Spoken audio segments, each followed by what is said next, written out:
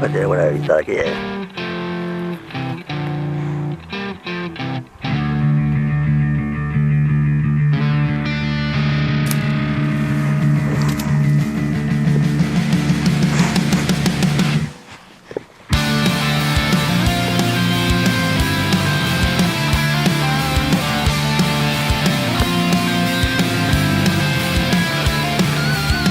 ¿Cuántas lágrimas tiene que tragar esta avergonzada tierra para que se empiece a crear conciencia?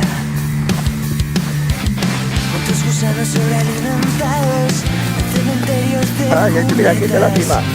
¿Cuánta sangre ha teñido nuestras aceras?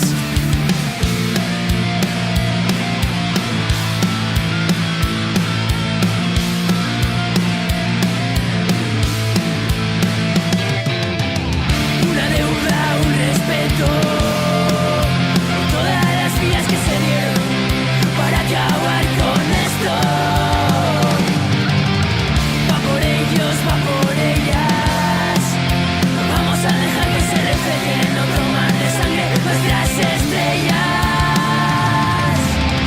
El pasado pesado está frisado por un silencio que a gritos